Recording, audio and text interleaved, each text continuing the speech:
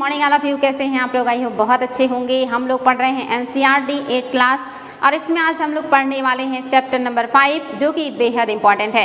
यहाँ से क्वेश्चन बहुत ज़्यादा बनते हैं और ये चैप्टर काफ़ी फेमस भी है और आप लोगों को इस चैप्टर में काफ़ी इंटरेस्ट भी आने वाला है। तो चलिए शुरुआत करते हैं आज के क्लास की। आज है जब जनता बगावत करती है 1857 और उसके बाद, यानी कि जब जनता ने बगावत किया 1857 की क्रांति हुई और उसके बाद की घटनाओं के बारे में पढ़ेंगे। आपने देखा आधुनिक भारत के इतिहास की शुरुआत हुई, अंग्रेज व्यापारी के रूप में भारत में आए और फिर धीरे धीरे करके साम्राज्य विस्तार करना शुरू किया। पहले बड़े बड़े राज्य या साम्राज्य को अपना निशाना बनाया, फिर जमींदारों और साहूकार और ऐसे लोगों पर अपनी पकड़ स्थापित की। तीसरे नंबर पे आपने देखा किसानों के बारे में इनकी जो नीतियां हैं वो काफ़ी फ्लॉप रही, जिसमें जमींदारी, रैयतवाड़ी, महलवाड़ी जो व्यवस्था है किसानों को लेकर लागू किया, ये सक्सेस नहीं हुआ। इसके बाद आपने चौथे क्लास में देखा कि हमारी जनजातियां जो घुमंतु हैं, जो पशुपालक हैं, इनके ऊपर क्या नेगेटिव इम्पैक्ट आया अंग्रेजों के शासन का। यानी कि अगर आप एक तरह से देखें तो शासक से लेकर के जनजातियों तक का जो जीवन है ये कितना ज़्यादा प्रभावित हुआ है, ये आपने अभी तक पढ़ लिया है। आज हम लोग पढ़ेंगे इन सभी के मन में जो असंतोष आया है, इन सब के प्रति जो अंग्रेज़ों की नीतियां हैं, इससे जो ये लोग नाराज़ हुए हैं, उससे क्या जो है आउटपुट देखने को अंग्रेज़ों को मिलेगा। क्योंकि 1757 में प्लासी का युद्ध हुआ और इन्हें मिल गया बंगाल का प्रांत, यहाँ से इन्होंने साम्राज्य विस्तार करना शुरू किया और 1857 आते आते एक साल में इन्होंने भारत के सभी वर्गों को डिस्टर्ब कर दिया, सभी वर्गों का शोषण किया, जिसकी वजह से जमींदार से लेकर के आपके कृषक और आपके बुनकर, साथ ही जनजातियां सभी लोग विद्रोह के लिए आमादा हो गए और एक बहुत बड़ा जन विद्रोह देखने को मिला अंग्रेजी नीतियों की वजह से, जिसको आज हम लोग पढ़ने वाले हैं कि अभी तक जो गतिविधियां अंग्रेजों ने किया है भारत में, उसका अंग्रेजों को क्या दुष्परिणाम देखने को मिला।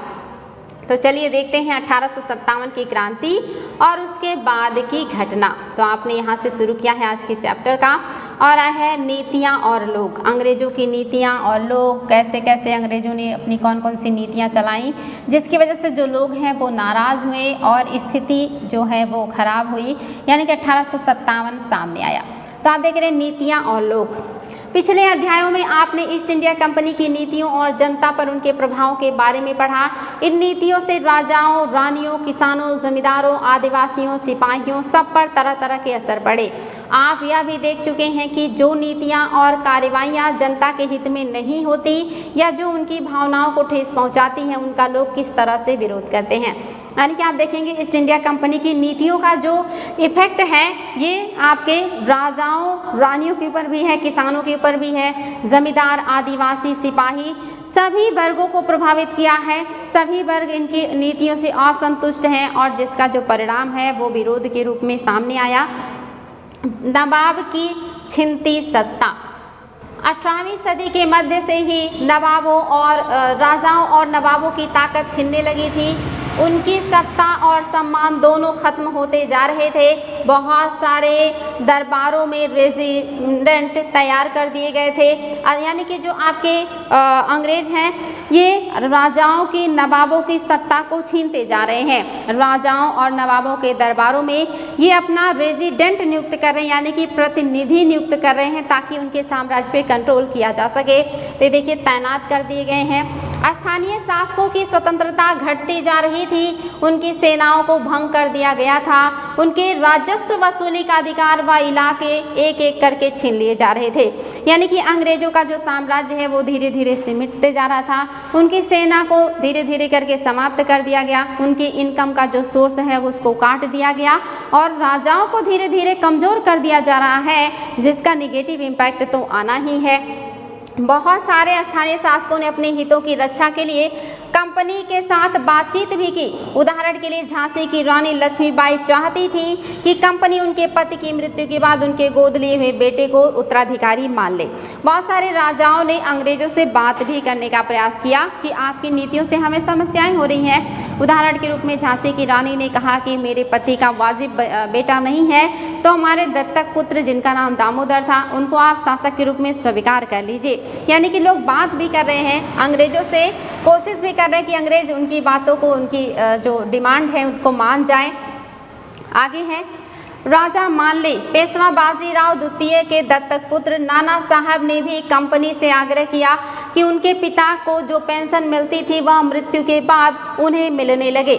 यानी कि जो दूसरा उदाहरण आपके सामने है वो नाना साहब का है, जो कि पेशवा, जो आखिरी पेशवा है बाजीराव सेकंड, इनके दत्तक पुत्र हैं। पेशवा बाजीराव सेकंड को जो पेंशन मिलती थी वो चाहते हैं कि इनको भी वो पेंशन सरकार बहाल कर दे और पेंशन इनको भी मिलती रहे। आगे कह रहा है कि अपनी श्रेष्ठता और सैनिक ताकत के नशे में चूर कंपनी ने इन निवेदनों को ठुकरा दिया। लेकिन चूंकि कंपनी के पास पावर आ चुका है, पैसा आ चुका है, और इस घमंड में उन्होंने इन निवेदनों को क्या किया, ठुकरा दिया, मानने से इनकार कर दिया। झांसी की रानी के दत्तक पुत्र को राजा नहीं माना।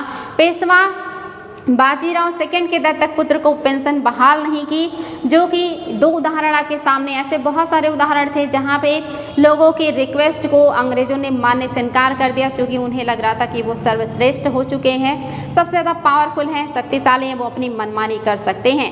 आगे देखिए, अवध की रियासत अंग्रेजों के कब्जे में जाने वाली आखिरी रियासतों में से थी। 1801 में अवध पर एक सहायक संधि थोप दी गई और 1856 में अंग्रेजों ने उसे अपने कब्जे में ले लिया। विलय की संधि के तहत आपने देखा था सतारा, संबलपुर, नागपुर, उदयपुर, झांसी, इस तरह से ये लोगों को विलय कर लिया गया। आपने ये भी देखा कि जो आपका अवध है ये सबसे लास्ट में विलय किया गया। 1801 में इस पर सहायक संधि थोप दी गई और 1856 आते आते कुशासन का आरोप लगाकर इसको अंग्रेजी साम्राज्य में मिला लिया गया। निश्चित ही वहाँ पे ऐसी कोई बात नहीं थी कि उसे कुशासन के आरोप में अंग्रेजी साम्राज्य में विलय कर लिया जाए, लेकिन फिर भी जबरदस्ती अंग्रेजों ने अवध का विलय कर लिया था। गवर्नर जनरल डलहौजी ने ऐलान कर दिया कि रियासत का शासन ठीक से नहीं चलाया जा रहा है, इसलिए शासन को दुरुस्त करने के लिए ब्रिटिश प्रभुत्व जरूरी है।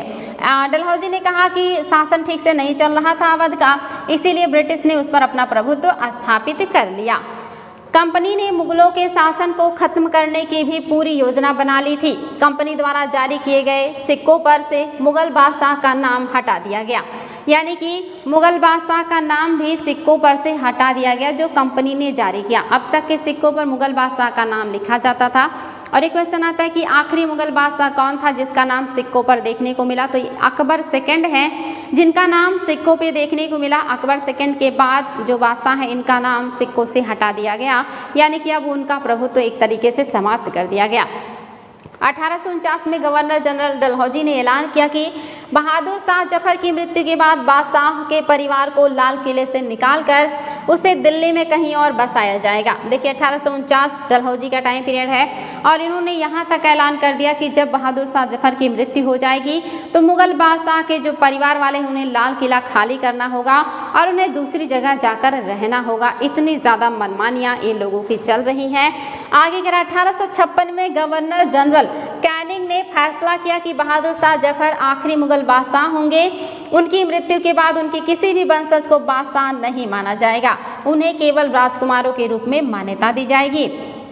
एक दूसरा ऐलान 1856 में कर दिया गया कैनिंग के द्वारा। इन्होंने कहा कि जब जो बहादुर शाह जफर हैं इनकी मृत्यु होने के बाद कोई भी उत्तराधिकारी बादशाह नहीं कहलाएगा। बादशाह का जो पद है ये समाप्त कर दिया जाएगा, बल्कि सारे लोग राजकुमार कहलाएंगे। तो यहाँ देखिए दूसरा ऐलान और एक किया गया मुगलों के खिलाफ जो निश्चित ही लोगों को बर्दाश्त करने योग्य नहीं है। आगे देखिए किसान और सिपाही। ये तो आपने देखा कि बादशाह और नवाबों के बारे में जो अंग्रेजों की नीतियां हैं वो कितनी असंतोषप्रद हैं, जिसकी वजह से ये लोग विद्रोह कर रहे हैं। जैसे अवध विरोध कर रहा है, झांसी कर रहा है, आपके कानपुर में बिठूर के जो शासक हैं यानी कि पेशवा बाजीराव सेकंड के दत्तक पुत्र ये भी विरोध कर रहे हैं। फिर मुगल बादशाह के बारे में भी गलत नीतियाँ लागू की जा रही हैं, सिक्कों से नाम हटाया जा रहा है, लाल किला खाली करने की बात की जा रही है, आगे मुगल बादशाह के पद को समाप्त करने की बात की जा रही है। तो निश्चित ही असंतोष तो होना ही है। किसान और सिपाही क्यों नाराज हैं? गांव में किसान और जमींदार भारी भरकम लगान और कर वसूली के सख्त तौर तरीकों से परेशान थे। बहुत सारे लोग महाजनों के लिए कर्ज नहीं लौटा, तब जो महाजनों से कर्ज लिए हैं ये नहीं लौटा पा रहे थे। इसके कारण उनकी पीढ़ियों पुरानी जमीनें हाथ से निकलती जा रही थी। यानी कि ज़मींदार भी परेशान है मैक्सिमम। कुछ जो हैं जो अंग्रेज़ों के बहुत ज़्यादा करीबी हैं या चटुकार हैं वो नहीं, लेकिन मैक्सिमम ज़मींदार भी परेशान है और किसान भी परेशान है। रीज़न कि जो तरीके हैं राजस्व वसूली के वो काफ़ी कठोर हैं और राजस्व चुकाने के चक्कर में ये लोगों को अपनी ज़मीनें साहूकारों के यहाँ गिरवी रखनी पड़ जाती हैं, क्योंकि उनसे पैसे उधार लेते हैं और इस वजह से इनकी पुश्तैनी ज़मीनें जो कई पुश्तों से इनके पास थी इनसे छीनती जा रही थी, जिसका लोगों के मन में बहुत ज़्यादा रोष था। कंपनी के तहत काम करने वाले भारतीय सिपाहियों के असंतोष की अपनी वजह थी, यानी कि कंपनी के अंदर जो काम कर रहे हैं सिपाही उनको भी नाराज़गी है। क्यों नाराज़गी है? वे अपने वेतन भत्तों और सेवा शर्तों के कारण परेशान थे। वो अपने वेतन के लिए, अपने भत्तों के लिए और सेवा शर्तों की वजह से परेशान हैं। कई नए नियम उनकी धार्मिक भावनाओं और आस्थाओं को ठेस पहुंचाते थे। क्या आप जानते हैं कि उस ज़माने में बहुत सारे लोग समुद्र पार नहीं जाना चाहते थे। उन्हें लगता था कि समुद्र यात्रा उनके धर्म को या उनका धर्म और जाति भ्रष्ट हो जाएगी। यानी कि नए नए नियम बनाए जा रहे हैं, जैसे पगड़ी नहीं बांधना है, टीका नहीं लगाना है, दाढ़ी नहीं रख सकते। सिख दाढ़ी और पगड़ी जरूर रखते हैं, हिंदू धर्म में लोग टीका लगाते हैं। इस तरह के जो प्रतीक होते हैं धार्मिक, उस पर रोक लगा दिया गया कि आप नहीं लगा सकते, नहीं कर सकते। साथ ही ये कहा गया कि सभी को समुद्र पार भी जाना पड़ेगा जब युद्ध की करने की ज़रूरत होगी। हमारे धर्म में या भारत में ऐसी भ्रांतियाँ थी या ऐसा विचार था लोगों के अंदर कि जो भी समुद्र पार करेगा उसका धर्म और जाति भ्रष्ट हो जाएगी, जिसकी वजह से लोगों के अंदर काफ़ी असंतोष था इन सभी बातों को लेकर के। आगे कह रहा है, क्या आप जानते हैं कि उस ज़माने में बहुत सारे लोग समुद्र पार नहीं जाना चाहते थे। उन्हें लगता था कि समुद्र यात्रा से उनका धर्म और जाति भ्रष्ट हो जाएगी। जब 1824 में सिपाहियों को कंपनी की ओर से लड़ने के लिए समुद्र के रास्ते बर्मा जाने का आदेश मिला तो उन्होंने इस हुक्म को मानने से इनकार कर दिया। याद रखिएगा, घटना 1824 का है। इन्हें बर्मा यानी कि म्यांमार पर आक्रमण करना था, समुद्र के रास्ते जाना था और इस रास्ते से जाने से इन्होंने मना कर दिया। इन्होंने कहा कि हम बंगाल की खाड़ी या हिंद महासागर को पार करके म्यांमार नहीं जाएंगे, क्योंकि हमारा धर्म और जाति जो है ये भ्रष्ट हो जाएगा। उन्हें ज़मीन के रास्ते से जाने में ऐतराज़ नहीं था। सरकार का हुक्म ना मानने के कारण उन्हें सख्त सज़ा दी गई, क्योंकि यह मुद्दा अभी खत्म नहीं हुआ था। इसलिए 1856 में कंपनी को एक नया कानून बनाना पड़ा। इस कानून में साफ कहा गया कि अगर कोई व्यक्ति कंपनी की सेना में नौकरी करेगा तो ज़रूरत पड़ने पर उसे समुद्र पार भी जाना पड़ सकता है। कंपनी ने एक नियम बना दिया कि अगर आप सेना में काम कर रहे हैं तो आपको ज़रूरत पड़ने पर समुद्र के पार भी जाना पड़ेगा। अगर ये शर्त मंजूर है तो सेना में भर्ती होइए, अन्यथा ना होइए। सिपाही गांव के हालात से भी परेशान थे। बहुत सारे सिपाही खुद किसान थे, वे अपने परिवार गांव में छोड़कर आए थे, लिहाजा किसानों का गुस्सा जल्दी ही सिपाहियों में भी फैल गया। यानी कि किसानों का गुस्सा तो है ही, राजस्व से जुड़ा हुआ, सिपाहियों का गुस्सा भी है। क्योंकि सिपाही किसान से ही बच्चे हैं तो निश्चित ही किसानी फील्ड से हैं, तो दोनों का संतोष मिला जुला होगा और दोनों ही एक साथ विद्रोह करेंगे, किसान भी और आपके सिपाही भी। आगे देखिए, सुधारों की प्रक्रिया मतलब प्रतिक्रिया। जो सुधार अंग्रेजों के द्वारा किए गए उस पर क्या प्रतिक्रिया आई भारतीयों की, क्या उन्होंने इस पर विरोध किया। अंग्रेजों को लगता था कि भारतीय समाज को सुधारना जरूरी है। सती प्रथा को रोकने और विधवा विवाह को बढ़ावा देने के लिए कानून बनाए गए। अंग्रेजों को लग रहा है कि भारतीय समाज में सुधार की ज़रूरत है, सती प्रथा को रोकना चाहिए और विधवा पुनर्विवाह को बढ़ावा देना चाहिए। और ये दोनों चीज़ें हिंदू समाज में वैध नहीं हैं। दोनों चीज़ों को हिंदू समाज उस समय एक्सेप्ट नहीं करता था। विधवाओं को जलाना उन्हें लगता था एक धार्मिक काम है, विधवाओं का विवाह ना करना उन्हें लगता था अच्छा काम है, जिसका अंग्रेजों ने नियम कानून लागू करके विरोध किया या बैन करने की कोशिश की और इससे भारतीय नाराज हुए। अंग्रेजी भाषा की शिक्षा को जमकर प्रोत्साहन दिया गया। 1830 के बाद कंपनी ने ईसाई मिशनरियों को खुलकर काम करने और यहाँ तक कि ज़मीन व संपत्ति जुटाने की भी छूट दे दी। यानी कि 1830 के बाद ईसाई मिशनरियों को पूरा परमिशन दे दिया कि आप जितना चाहे लोगों को ईसाई धर्म में कन्वर्ट कर सकते हैं, अपनी ज़मीनें भी खरीद सकते हैं, अपनी संपत्ति इकट्ठा कर सकते हैं। इतना ज़्यादा परमिशन मिलने के बाद ईसाई मिशनरियों ने जमकर लोगों का माइंड वॉश करना शुरू किया, उन्हें क्रिश्चियन बनाने का प्रयास करना शुरू किया, जिससे भी लोग काफ़ी आहत हैं। आगे कह रहा है 1850 में एक नया कानून बनाया गया जिससे ईसाई धर्म को अपनाना और आसान हो गया। इस कानून में प्रावधान किया गया था कि अगर कोई भारतीय व्यक्ति ईसाई धर्म को अपनाता है तो भी पुरखों की संपत्ति पर उसका अधिकार पहले जैसा ही रहेगा। बहुत सारे भारतीयों को यकीन हो गया कि अंग्रेज उनके धर्म, उनके सामाजिक रीति रिवाज और परंपरागत जीवन शैली को नष्ट कर रहे हैं। यानी कि एक और नियम लाया गया 1854-55 में और कहा गया कि अगर कोई व्यक्ति ईसाई धर्म को स्वीकार कर लेता है तो उसकी पुश्तैनी ज़मीन पर उसका अधिकार बना रहेगा, चाहे वो किसी भी धर्म का हो। ये और भी आसान हो गया। कोई इसलिए ईसाई धर्म हो सकता ना स्वीकार करता कि अगर मैं स्वीकार करूँगा तो मेरा अपना जो उत्तराधिकार का है हिस्सा वो छिन जाएगा, लेकिन अंग्रेजों ने कहा ऐसा नहीं होगा। जो भी ईसाई धर्म कबूल करेगा उसका उसके पिता के संपत्ति पर पूरा अधिकार रहेगा, जिससे लोगों को इस बात का यकीन होने लगा कि जो मतलब क्रिश्चियन है, ईसाई हैं, ये लोग उनका धर्म भ्रष्ट करने आए, उनकी संस्कृति को नष्ट करने आए हैं और इसलिए लोगों के मन में देखिए विरोध बढ़ते जा रहा है। इन्हें लग रहा है कि हमारे सामाजिक रीति रिवाज जो है, जो हमारी परंपराएं हैं, अंग्रेज उसको नष्ट करके हमारा धर्म परिवर्तन कर रहे हैं और लोगों के दिमाग में ऐसी बातें बहुत ज़्यादा बैठ गई और फिर लोगों ने इस बात का विरोध करना शुरू कर दिया। आगे देखिए, कह रहा है दूसरी तरफ ऐसे भारतीय भी थे जो मौजूदा सामाजिक व्यवस्था में बदलाव चाहते थे। इन सुधारकों और उनके सुधार आंदोलनों के बारे में आप अध्याय 8 में पढ़ेंगे। जबकि बहुत सारे ऐसे भी लोग हैं जो चाहते हैं कि हमारे समाज में जो बुराइयां आ गई हैं, जो कुरीतियां आ गई हैं, जो अंधविश्वास आ गया है, वो दूर होना चाहिए, उसमें सुधार होना चाहिए। ऐसे भी बहुत सारे लोग हैं जो सुधार करना चाहते हैं। आगे कह रहा है जनता की नज़र से। जनता की नज़र से क्या है ये चीज़ें? कह रहा है उस जमाने में लोग अंग्रेज शासन के बारे में क्या सोच रहे थे, इसका जायजा लेने के लिए आप स्रोत 1 और 2 को पढ़ें। देखिए, आपको स्रोत 1 यहाँ पे है, 1 और 2 को पढ़ना है और जनता क्या सोचती थी आपको ये देखना है। चलिए देख लेते हैं कि स्रोत 1 में क्या दिया हुआ है जिसे आपको पढ़ना है। कह रहा 84 नियम की सूची। 84 नियम की सूची क्या है? कह रहा है यहाँ महाराष्ट्र के एक गांव में रहने वाले ब्राह्मण विष्णु भट्ट गोडसे द्वारा लिखित पुस्तक माझा प्रवास के कुछ अंश दिए गए हैं। विष्णु भट्ट और उनके चाचा मथुरा में आयोजित किए जा रहे एक यज्ञ में भाग लेने के लिए निकले थे। विष्णु भट्ट लिखते हैं कि रास्ते में उनकी मुलाकात कुछ सिपाहियों से हुई जिन्होंने उन्हें सलाह दी कि वे वापस लौट जाएं क्योंकि 3 दिन के भीतर चारों तरफ कोहराम मच जाएगा। सिपाहियों ने जो कहा वह इस प्रकार था।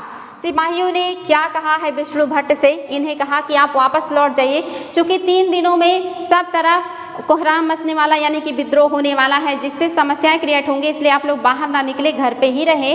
क्या कहा है? अंग्रेज सरकार हिंदू और मुसलमानों के धर्म को नष्ट करने पर आमादा है।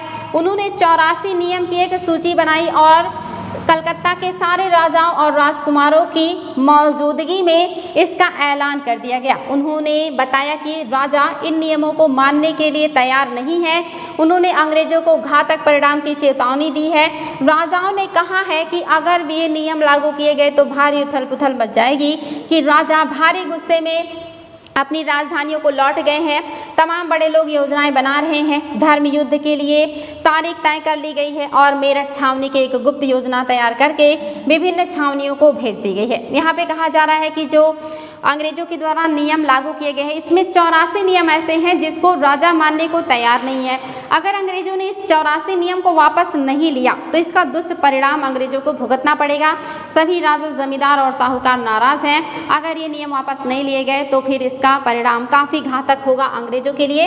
ये आपका पहला आर्टिकल था जिसके द्वारा पता चल रहा कि जनता में क्या दिक्कतें हैं। स्रोत दूसरा देख लीजिए, इसमें क्या कहा गया है? जल्दी ही हर टुकड़ी में उत्तेजना छा गई। उस दौर की एक और झलक सूबेदार सीताराम पांडे के संस्मरण में मिलती है। उस दौर का एक और झलक हमें मिलता है। एक व्यक्ति हैं जिनका नाम है सीताराम पांडे। क्या है इनके संस्मरण में? सीताराम पांडे को 1812 में जो है बंगाल नेटिव आर्मी में सिपाही के तौर पर भर्ती किया गया था। उन्होंने 48 साल तक नौकरी की और 1860 में वे सेवानिवृत्त हुए। उन्होंने बगावत को दबाने के लिए अंग्रेजों की मदद की। हालांकि उनका बेटा भी विद्रोहियों के साथ था और अंग्रेजों ने उसे सीताराम की आंखों के सामने ही मार डाला था। यानी कि सीताराम ने भी अपना संस्मरण लिखा है, जो अंग्रेजों की तरफ से थे, यानी कि उनकी मदद कर रहे थे विद्रोह को दबाने में, बिकॉज ये एक सेना है, यानी कि सैनिक हैं। और इनका बेटा सेम अपोजिट यानी कि विद्रोहियों के साथ था, विद्रोह को दबा मतलब जो है भड़का रहा था। यह विद्रोह कर रहा था और सीताराम के सामने उनके बेटे की हत्या कर दी गई थी। ये इनके संस्मरण में लिखा गया है। आगे कह रहा है, अपने सेवानिवृत्ति के बाद उनके कमान अफसर नारगेट ने उन्हें अपने संस्मरण लिखने के लिए प्रेरित किया। सीताराम ने 1861 में अवधी भाषा में अपने संस्मरण लिखे, जिनका नारगेट ने अंग्रेजी में अनुवाद किया। यानी कि सीताराम ने अपना संस्मरण लिखा है और इसका अंग्रेजी में अनुवाद किसने किया है? नारगेट महोदय ने किया है। आगे देखिए, अनुवाद किया फ्रॉम सिपाही टू सूबेदार। इनकी पुस्तक का नाम क्या है जो अंग्रेजी में अनुवाद किया गया है? फ्रॉम सिपाही टू सूबेदार, सिपाही से सूबेदार तक इनकी पुस्तक का नाम है, जो इंग्लिश में अनुवाद किया गया है, के नाम से प्रकाशित करवाया। सीताराम पांडे के संस्मरणों का एक अंश इस प्रकार था। इनके जो संस्मरण है सीताराम के, इसका एक अंश इस प्रकार है। कह रहा है, मेरा मानना है कि अवध पर हुए कब्जे से सिपाहियों के भीतर गहरा अविश्वास भर गया है और वे सरकार के खिलाफ साजिश रच रहे थे। अवध के नवाब और दिल्ली बादशाह के नुमाइंदों को सेना के नब्ज जानने के लिए पूरे भारत में भेज दिया गया। उन्होंने सिपाहियों की भावनाओं को और हवा दी। उन्होंने सिपाहियों को बताया कि विदेशियों ने बादशाह के साथ कितना बड़ा धोखा किया है। उन्होंने हजारों झूठ गढ़ डाले और सिपाहियों को अपने मालिकों अंग्रेजों के खिलाफ बगावत करने के लिए उकसाया, ताकि दिल्ली में बादशाह को दोबारा गद्दी पर बैठाया जा सके। इसकी दलील भी दी थी कि अगर सिपाही मिलकर काम करे और इस सुझाव पर अमल करे तो सेना ऐसा कर सकती है। देखिए, इन्होंने लिखा है कि मेन जो बगावत का रीज़न है वो अवध का विलय है। अवध का विलय चूँकि गैर कानूनी तरीके से किया गया था, इसलिए सैनिक बहुत ज़्यादा नाराज़ हैं और इसी वजह से उन्होंने क्या किया है? विद्रोह कर दिया है। और इसमें कह रहे हैं कि जो मुग़ल बादशाह हैं उनका बड़ा हाथ है। उनके कहने पर उनके सिपाही जगह जगह जा कर के सेनाओं को भड़का रहे हैं और उनसे कह रहे हैं कि मुग़ल बादशाह के साथ अंग्रेज़ों ने बहुत ज्यादती की है और अगर आप लोग मुग़ल बादशाह का साथ देंगे तो निश्चित ही हम लोग पहले जैसा प्रशासन लागू कर पाएंगे, ऐसा यहाँ पे कहा जा रहा है। चलिए आगे बढ़ते हैं और देखते हैं और क्या खास बातें हैं।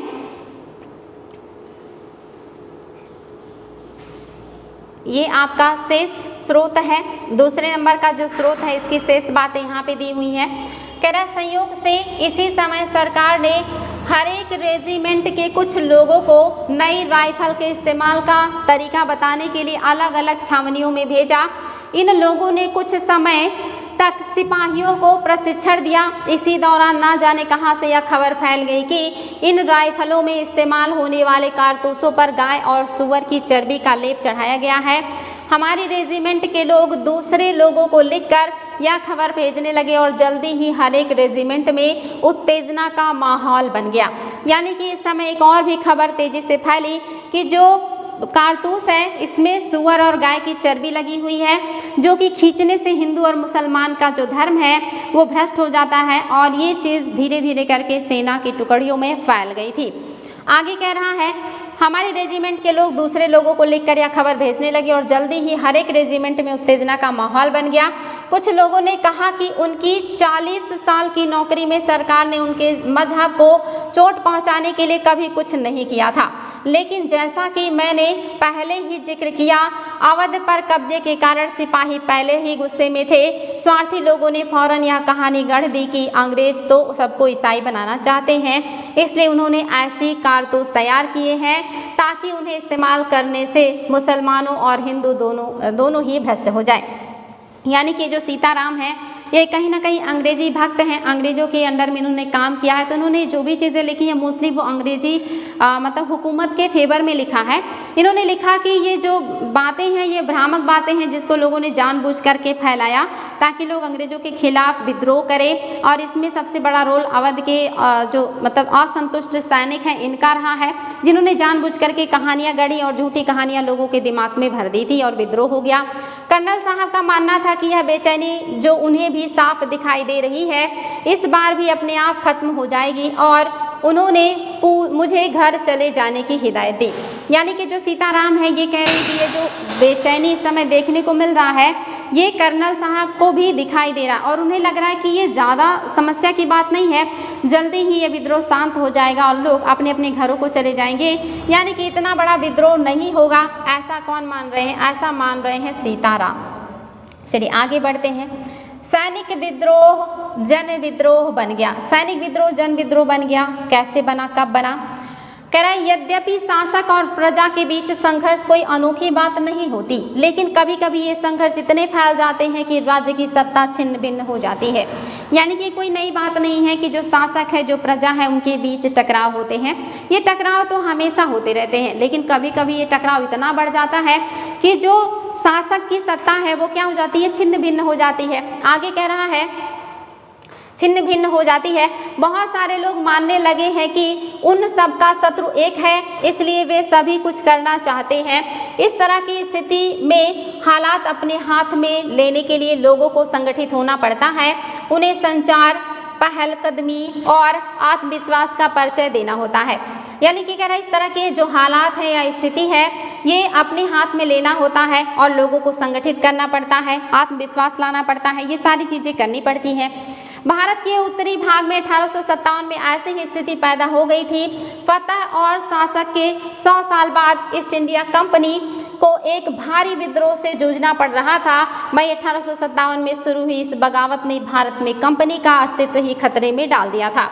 यानी कि 1857 में एक ऐसा विद्रोह हुआ है जो प्लासी के युद्ध का लगभग 100 वर्ष बाद का घटना है, और इस विद्रोह ने काफ़ी बड़े स्तर का एक तरीके से कई रूप ले लिया है, जिसने शासक के अस्तित्व में खतरा उत्पन्न कर दिया है। आगे कह रहा है मेरठ से शुरू करके सिपाहियों ने कई जगह बगावत की। समाज के विभिन्न तबकों के असंख्य लोग विद्रोही तेवरों के साथ उठ खड़े हुए। कुछ लोग मानते हैं कि 19वीं सदी में उपनिवेशवाद के खिलाफ दुनिया भर में यह सबसे बड़ा सशस्त्र विद्रोह था। कुछ लोगों को लग रहा है कि दुनिया भर में उपनिवेशवाद के खिलाफ ये बहुत बड़ा सशस्त्र विद्रोह है जो कि 1857 में देखने को मिल रहा है। आगे देखते हैं और क्या है। आप देख रहे हैं 1857 की क्रांति की शुरुआत क्यों हुई है, कैसे हुई है, और शुरुआत में जो अंग्रेज हैं इनका इस विद्रोह को लेकर के क्या भावना है, और किस तरह से ये विद्रोह आगे बढ़ता चला गया और इसका जो रूप है ये काफ़ी विकराल हो गया। और ये देख रहे हैं आप अब तक का सबसे बड़ा विद्रोह है पूरे इतिहास में, यानी कि विश्व का सबसे बड़ा विद्रोह है आपका 1857 की क्रांति, जो कि हुआ है 1857 में। मेरठ से दिल्ली तक 29 मार्च 1857 को युवा सिपाही मंगल पांडे को बैरकपुर में अपने अफसरों पर हमला करने के आरोप में फांसी पर लटका दिया गया। ये देखिए 29 मार्च 1857 को जो मंगल पांडे हैं इनको फांसी दे दी गई है। ये चीज़ याद रखिएगा, महत्वपूर्ण एग्जाम में आया हुआ है डेट। ये 34वीं नेटिव इन्फेंट्री के सैनिक हैं। ये क्वेश्चन भी आया कि कौन से नेटिव इन्फेंट्री के सैनिक हैं, तो 34वीं के हैं। आगे कह रहा है कि चंद दिन बाद मेरठ में तैनात सिपाहियों ने नए कारतूसों के साथ फौजी अभ्यास करने से इनकार कर दिया। सिपाहियों को लगता था कि उन कारतूसों पर गाय और सूअर की चर्बी का लेप चढ़ा लगा था। 85 सिपाहियों को नौकरी से निकाल दिया गया। उन्हें अपने अफसरों का हुक्म न मानने के आरोप में 10 से 10 साल तक की सजा दी गई। यह 9 मई 1857 की बात है। यानी कि बहुत सारे जो सिपाही हैं इन्होंने उस चर्बी वाले कारतूस को दांत से खींचने से मना कर दिया, और जिसकी वजह से इनको लगभग 10-10 साल की सज़ा दी गई, कठोर सज़ा दिया गया। जिन भी सिपाहियों ने कारतूस को मुख से खींचने से मना किया उनको 10-10 साल की सज़ा दे दी गई। ये चीज़ इंपॉर्टेंट है, देखिएगा इसको। आगे कह रहा मेरठ में तैनात दूसरे भारतीय सिपाहियों की प्रतिक्रिया बहुत जबरदस्त रही। 10 मई को सिपाहियों ने मेरठ की जेल पर धावा बोलकर वहां बंद सिपाहियों को आज़ाद करा लिया। उन्होंने अंग्रेज अफसरों पर हमला करके उन्हें मार गिराया। यानी कि मेरठ में जो तैनात दूसरे भारतीय सिपाही हैं इनकी जो प्रतिक्रिया रही ये काफ़ी खतरनाक रही। इन्होंने 10 मई को जितने भी सिपाही बंद कर दिए गए थे जेल में, उन सबको आक्रमण करके जेल से छुड़ा लिया। और आगे कह रहा है कि अंग्रेजों के जो अफसर हैं उनके ऊपर इन्होंने हमला करके उनको मार गिराया। उन्होंने बंदूक और हथियार कब्जे में ले लिए और अंग्रेजों को इमारतों व संपत्तियों को आग के हवाले कर दिया। यानी कि साथ ही इन्होंने क्या किया है, जो बंद है सिपाही उनको छुड़ा लिया। इसके अलावा जो अंग्रेज ऑफिसर हैं उनके ऊपर हमले भी किए गए। साथ ही इन्होंने जो संपत्तियां हैं अंग्रेजों की उसको भी निशाना बनाया और उसको आग के हवाले कर दिया। उन्होंने फिरंगियों के खिलाफ युद्ध का ऐलान कर दिया। सिपाही पूरे देश में अंग्रेजों के शासन को सख्त खत्म करना चाहते थे या खत्म करने पर आमादा हैं। लेकिन सवाल यह था कि अंग्रेजों के जाने के बाद देश का शासन कौन चलाएगा। यानी कि ये चाहते हैं कि अंग्रेजों का जो साम्राज्य है वो भारत से समाप्त हो जाए और समाप्त करने के लिए सभी लोग एकजुट होकर विद्रोह कर रहे हैं। लेकिन समस्या ये भी है कि जब अंग्रेज भारत से चले जाएंगे तो भारत का साम्राज्य फिर कौन देखेगा। ये बात भी अपने आप में एक सवाल है। आगे कह रहा है कि जाने के बाद शासन कौन चलाएगा। सिपाहियों ने इसका भी जवाब ढूंढ लिया था। वे मुगल सम्राट बहादुर शाह जफर को देश का शासन सौंपना चाहते थे। सिपाहियों ने इसका भी जो है उत्तर ढूंढ लिया। वो चाहते थे कि जो देश के शासक हैं बहादुर शाह जफर, जो मुगल बादशाह हैं उस समय, वो देश के शासक बने और देश का साम्राज्य वही चलाएं। मेरठ के कुछ सिपाहियों की एक टोली 10 मई की रात को घोड़े पर सवार होकर मुंह अंधेरे ही दिल्ली पहुंच गई। जैसे ही उनकी आने की खबर फैली, दिल्ली में तैनात टुकड़ियों ने भी बगावत कर दिया। यहाँ भी अंग्रेज अफसर मारे गए। देसी सिपाहियों ने हथियार व गोला बारूद कब्जे में ले लिया और इमारतों को आग लगा दी। विजयी सिपाही लाल किले की दीवारों के आसपास जमा हो गए। वे बहादुर शाह से मिलना चाहते थे। बहादुर शाह जो है उस समय बादशाह अंग्रेजों की भारी ताकत से दो हाथ करने को तैयार नहीं है। यानी कि जो मेरठ के सिपाही हैं जिन्होंने विद्रोह की शुरुआत की है, ये लोग बहुत सुबह सवेरे ही दिल्ली पहुंच गए। दिल्ली पहुंचने के बाद ये मुगल शाह जो बादशाह हैं इनको चाहते हैं कि ये युद्ध के नेता बन जाए और युद्ध का नेतृत्व संभाले, साथ ही मुगल बादशाह की तरह ये गद्दी का मतलब जो है एक्सेप्ट करे और हमें नेतृत्व प्रदान करे। लेकिन जो मुगल बादशाह हैं वो काफ़ी वृद्ध हैं और वो इस सेना का नेतृत्व नहीं करना चाह रहे हैं या आंदोलन का हिस्सा नहीं बनना चाह रहे हैं। लेकिन फिर भी सेना ने उनसे बहुत ज़्यादा गुजारिश की कि वो युद्ध का जो कमान है वो संभाले और दिल्ली का शासक अपने आप को घोषित करे या भारत का जो शासक है वो अपने आप को घोषित कर ले, उनका नेता बन जाए। आगे कह रहा है तैयार नहीं है, लेकिन सिपाही भी अड़े रहे। आखिरकार वे जबरन महल में घुस गए और उन्होंने बहादुर शाह जफर को अपना नेता घोषित कर दिया। यानी कि जो बहादुर शाह जफर हैं ये सैनिकों से नहीं मिलना चाहते, उनका नेता नहीं बनना चाहते। लेकिन आखिरकार जो सैनिक हैं ये महल में घुस गए और उन्होंने जबरन उनको अपना नेता घोषित कर दिया। आगे कह रहा है बूढ़े बादशाह को सिपाहियों की यह मांग माननी पड़ी। उन्होंने देश भर के मुखियाओं और शासकों को चिट्ठी लिखकर अंग्रेजों से लड़ने के लिए भारतीय राज्यों का एक संघ बनाने का आह्वान किया। और फिर इन्होंने क्या किया, देश भर के मुखियाओं को पत्र लिखे और कहा कि अंग्रेजों के खिलाफ एकजुट हो जाइए और मुगल बादशाह का साथ दीजिए। अंग्रेज भारत से बाहर जाएंगे और भारत जो है आज़ाद होगा और हम लोग पहले की तरह मुगल बादशाह के अंडर में अच्छे से शासन करेंगे और कोई समस्या नहीं होगा। आगे कह रहा है कि बहादुर शाह के इस एकमात्र कदम के गहरे परिणाम सामने आए। यानी कि बहादुर शाह के द्वारा जो साइन किया हुआ पत्र भारत के विभिन्न क्षेत्रों में नवाबों को, जमींदारों को भेजा गया, इसका गहरा इफेक्ट देखने को मिला और लोगों ने बहादुर शाह के नेतृत्व में काम करने के लिए तैयार हो गए। आगे देखिए कह रहा है अंग्रेजों से पहले देश के एक बहुत बड़े हिस्से पर मुगल साम्राज्य का ही शासन था। ज़्यादातर छोटे शासक और रजवाड़े मुगल बादशाह के नाम पर ही अपने इलाके का शासन चलाते थे। ब्रिटिश शासन के विस्तार से भयभीत ऐसे बहुत सारे शासकों को लगता था कि अगर मुगल बादशाह दोबारा शासन स्थापित हो जाता है तो मुगल आधिपत्य में दोबारा अपने इलाके का शासन बेफिक्र होकर चला सकते हैं। लोगों ने यहाँ पे मुगल बादशाह का साथ देने का कोशिश किया क्योंकि उन्हें ऐसा लग रहा है कि अगर मुगल बादशाह शासक बनेंगे तो उन्हें पहले की तरह फिर से अपना शासन चलाने का बेफिक्र होकर के मौका मिल जाएगा और अंग्रेजों के शासन से वो मुक्त हो जाएंगे।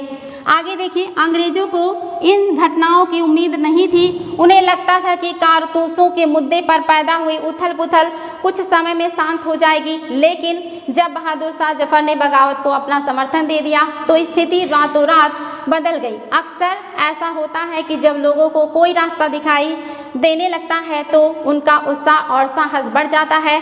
इससे उन्हें आगे बढ़ने का हिम्मत, उम्मीद और आत्मविश्वास मिल जाता है। यानी कि अंग्रेजों को इस बात का उम्मीद नहीं था कि देश के इतने बड़े हिस्से के लोग जो हैं वो हमारे खिलाफ हो जाएंगे, क्योंकि लोगों को एक उम्मीद मिल गई थी, एक विश्वास मिल गया था, एक नेता मिल गया था और उन्हें लग रहा था कि उनकी ज़िंदगी आगे बेहतर हो जाएगी। और उन्होंने इस उम्मीद में बहादुर शाह जफर के नेतृत्व में विद्रोह कर दिया। अंग्रेजों को इसका उम्मीद नहीं था कि इतना भारी विद्रोह हो जाएगा और उन्हें इतनी समस्याएं उठानी पड़ेंगी, लेकिन ये विद्रोह काफ़ी हद तक बढ़ चला है, क्योंकि इसमें बहादुर शाह जफर ने लोगों का नेतृत्व कर दिया है। आगे कह रहा है बगावत फैलने लगी। बगावत कैसे फैलने लगा?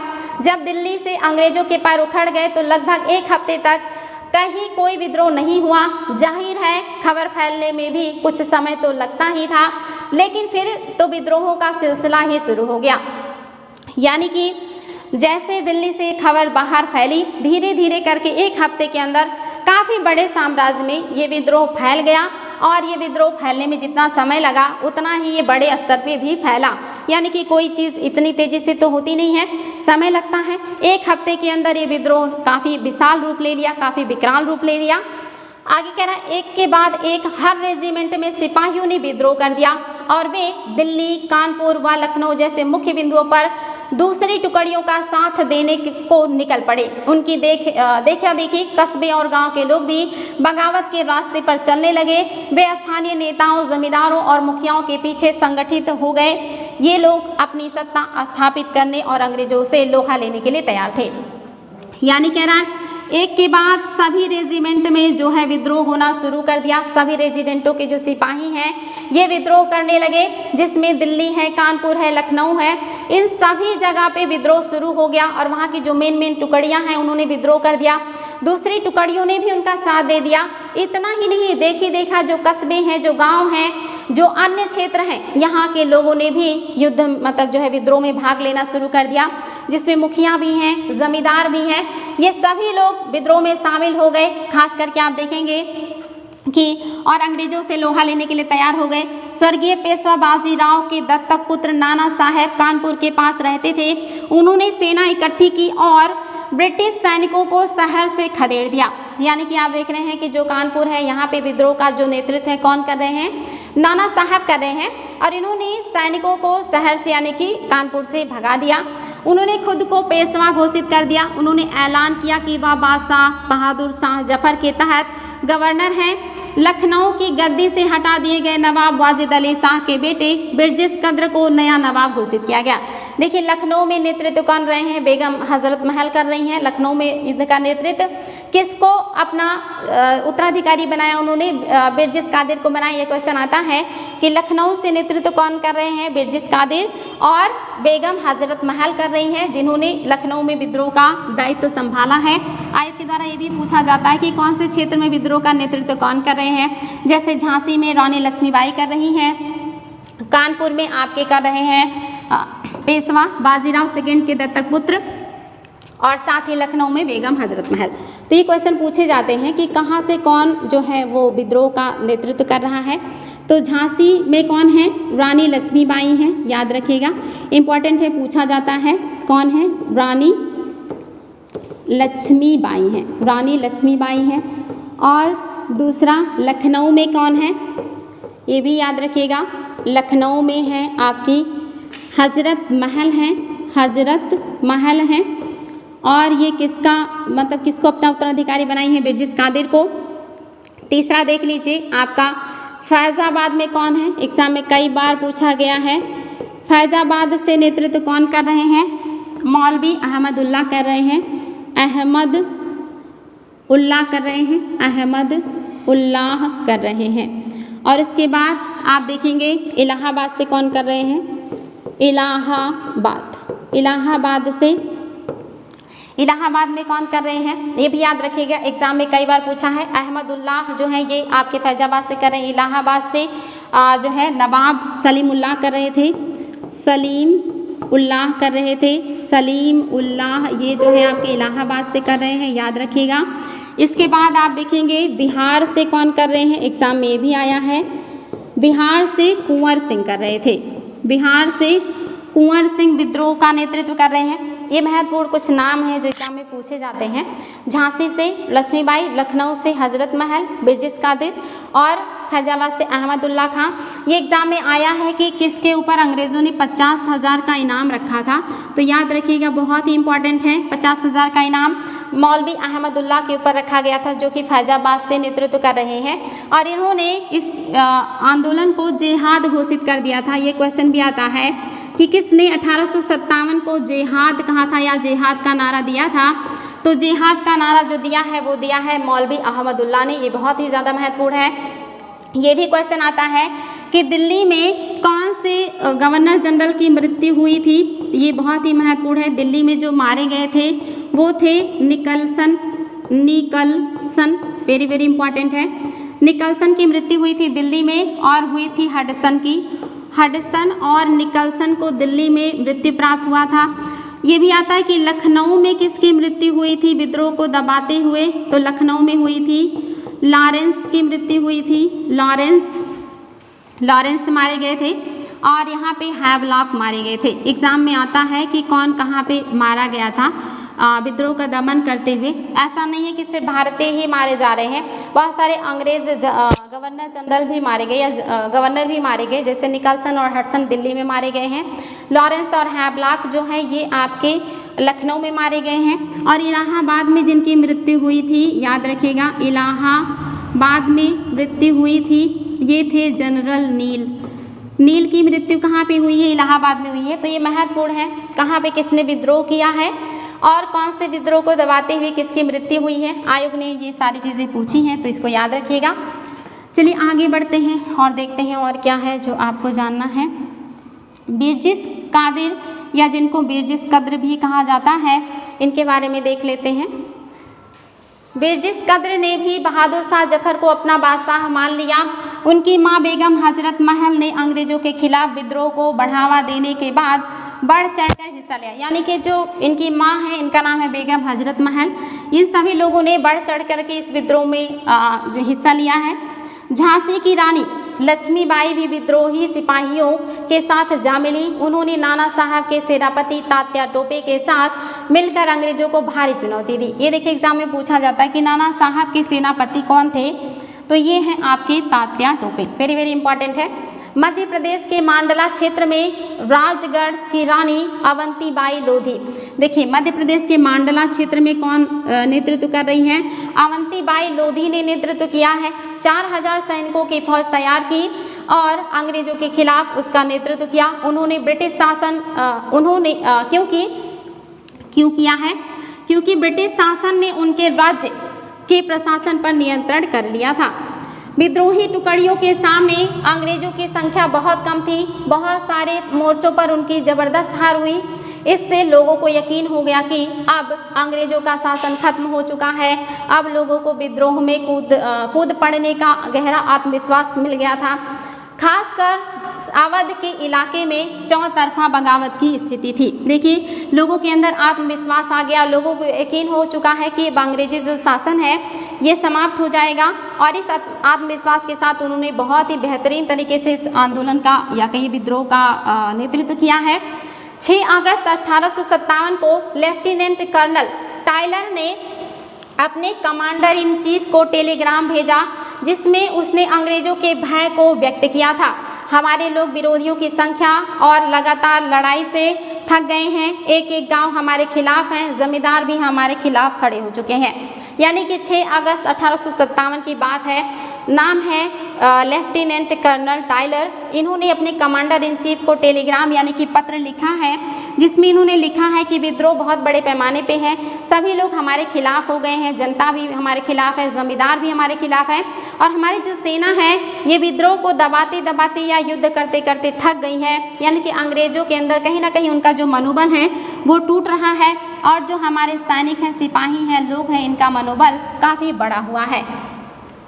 इस दौरान बहुत सारे महत्वपूर्ण नेता सामने आए। उदाहरण के लिए फैजाबाद में मौलवी अहमदुल्लाह शाह भविष्यवाणी कर दी थी कि अंग्रेजों का शासन जल्दी ही खत्म हो जाएगा। वह समझ चुके थे कि जनता क्या चाहती है। इस आधार पर उन्होंने अपने समर्थकों की एक विशाल संख्या जुटा ली। अपने समर्थकों के साथ वे भी अंग्रेजों से लड़ने लखनऊ जा पहुँचे। दिल्ली में अंग्रेजों का सफाया करने के लिए बहुत सारे गाजी यानी कि धर्म योद्धा इकट्ठा हो गए थे।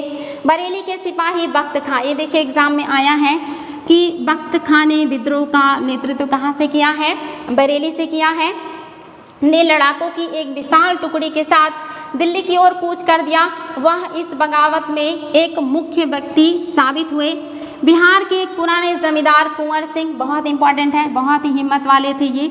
इन्होंने बहादुरी या अदम्य साहस का एक बहुत ही बढ़िया उदाहरण दिया है। एक हाथ कटने के बावजूद भी ये आंदोलन में लड़ते रहे, बहुत ज़्यादा घायल हुए। काफ़ी एज था लेकिन बहुत ही ज़्यादा उत्साह से भरे हुए थे और हिम्मती थे। इन्होंने अंग्रेज़ों को बहुत ही टक्कर दिया है। जो विद्रोही से सिपाहियों का साथ दिया और महीनों तक अंग्रेज़ों से लड़ते रहे। तमाम इलाकों के नेता और लड़ाके इस युद्ध में हिस्सा ले रहे थे। यानी कि ये काफ़ी बड़े क्षेत्र में विस्तृत हो चुका है। बिहार है, यूपी है, आपका पंजाब, दिल्ली, सारे क्षेत्र इसमें आ चुके हैं और सभी लोगों ने अंग्रेज़ों के खिलाफ विद्रोह कर दिया है। ये चीज़ याद रखिएगा। चलिए आगे बढ़ते हैं और देखते हैं और क्या इम्पैक्ट आया था 1857 की क्रांति का। आगे है कंपनी का पलटवार, यानी कि जो ये लोग विद्रोह कर रहे हैं इसके बदले में कंपनी ने कौन से कदम उठाए थे इसको दबाने के लिए। इस उथल पुथल के बावजूद अंग्रेजों ने हिम्मत नहीं छोड़ी। कंपनी ने अपनी पूरी ताकत लगाकर विद्रोह को कुचलने का फैसला किया। उन्होंने इंग्लैंड से और फौजी मंगवाए, विद्रोहियों को जल्दी सजा देने के लिए नए कानून बनाए और विद्रोह के मुख्य केंद्रों पर धावा बोल दिया। सितंबर 1857 में दिल्ली दोबारा अंग्रेजों के कब्जे में आ गई। अंतिम मुगल बादशाह बहादुर शाह जफर पर मुकदमा चलाया गया और उन्हें आजीवन कारावास की सजा दी गई। यानी कि देखिए सितंबर 1857 आते आते दिल्ली को दोबारा कब्जे में ले लिया गया। दिल्ली के कब्जे में आते ही लोगों का मनोबल टूट गया, चूँकि दिल्ली राजधानी थी, मुगल बादशाह थे यहाँ पर जो इस युद्ध को नेतृत्व प्रदान कर रहे थे और उनके गिरफ्तार होते ही, दिल्ली पर अधिकार होते ही कहीं ना कहीं एक बहुत ही साइकोलॉजिकल दबाव पड़ा जो विद्रोही हैं और इनका जो मनोबल है वो टूटने लगा था। जो मुगल बादशाह हैं इनको भी क्या कर दिया गया है, गिरफ्तार कर लिया गया और इनके ऊपर मुकदमा चलाया गया और उन्हें आजीवन कारावास की सज़ा दी गई। उनके बेटों को उनकी आंखों के सामने गोली मार दी गई। यहाँ देखिए बहादुर शाह जो जफर हैं इनके बच्चों को इनकी आंखों के सामने गोली मार दिया गया। उनके ऊपर केस भी हुआ, सज़ा भी दी गई और आजीवन कारावास की सज़ा दी गई है। आगे कह रहा है बहादुर शाह और उनकी पत्नी बेगम जीनत महल, ये भी इम्पॉर्टेंट है। बेगम जीनत महल कौन है? बहादुर शाह जफर की पत्नी है, को अक्टूबर 1858 में देखिए कहाँ भेज दिया गया है। ये एग्ज़ाम में आया है कि जो बहादुर शाह जफर हैं इनको कहाँ निर्वासित किया गया है, तो रंगून के जेल में। रंगून कहाँ है? ये आपके म्यांमार में पड़ता है। भेज दिया गया इसी जेल में नवंबर 1862 में। ये भी याद रखिएगा बहादुर शाह जफर की मृत्यु कब हुई है? 1862 में इनकी मृत्यु हो गई है। दिल्ली पर अंग्रेजों का कब्जा हो जाने पर यह मतलब नहीं था कि विद्रोह खत्म हो चुका है। इसके बाद भी लोग अंग्रेजों से टक्कर लेते रहे। व्यापक बगावत की विशाल ताकत को कुचलने के लिए अंग्रेजों को अगले 2 साल तक लड़ाई लड़नी पड़ी। ऐसा नहीं है कि 1858 में जब दिल्ली पर अधिकार हो गया तो विद्रोह समाप्त हो गया। विद्रोह चलता रहा। अगले 2 सालों तक अंग्रेजों को इस विद्रोह को समाप्त करने में काफ़ी समय लगा, काफ़ी मशक्क़त करनी पड़ी। अभी भी 2 सालों तक जो लोग हैं इन्होंने अपनी हिम्मत को बनाए रखा और अलग अलग क्षेत्र में विद्रोह जारी रखा था इन्होंने। आगे कह रहा है 1858 में लखनऊ अंग्रेजों के कब्जे में चला गया। जून 1858 में लक्ष्मीबाई की शिकस्त हुई और उन्हें मार दिया गया। दुर्भाग्यवश ऐसा ही रानी अवंतीबाई लोधी के साथ भी हुआ, यानी कि लखनऊ भी अंग्रेजों के कब्जे में आ गया 1858 में। जून 1858 में झांसी की रानी भी हार गई और उनकी भी मृत्यु हो गई और यही अवंतीबाई लोधी के साथ भी हुआ। 58 तक ये 3 शक्तियाँ समाप्त हो गई। आगे कह रहा है खेड़ी की शुरुआत विजय के बाद उन्होंने अपने आप को अंग्रेजी फौज से घिरा पाया और वे शहीद हो गई, यानी कि जो अवंतीबाई लोधी हैं इनकी भी मृत्यु हो गई। तात्या टोपे मध्य भारत के जंगलों में रहते हुए आदिवासियों और किसानों की सहायता से छापामार युद्ध चलाते रहे। सबसे लास्ट तक जो युद्ध का नेतृत्व कर रहे हैं या 1857 की क्रांति कर रहे हैं वो कौन कर रहे हैं? तात्या टोपे कर रहे हैं। कहाँ से कर रहे हैं? मध्य भारत के जंगलों से कर रहे हैं। किसकी मदद से कर रहे हैं? आदिवासियों और किसानों की मदद से कर रहे हैं। कैसा युद्ध कर रहे हैं? तो छापामार युद्ध कर रहे हैं। जिस तरह पहले अंग्रेजों के खिलाफ मिली सफलताओं से विद्रोहियों को उत्साह मिला था, उसी तरह विद्रोही ताकतों की हार से लोगों की हिम्मत टूटने लगी। बहुत सारे लोगों ने विद्रोहियों का साथ छोड़ दिया। अंग्रेजों ने भी लोगों का विश्वास जीतने के लिए हर संभव प्रयास किया।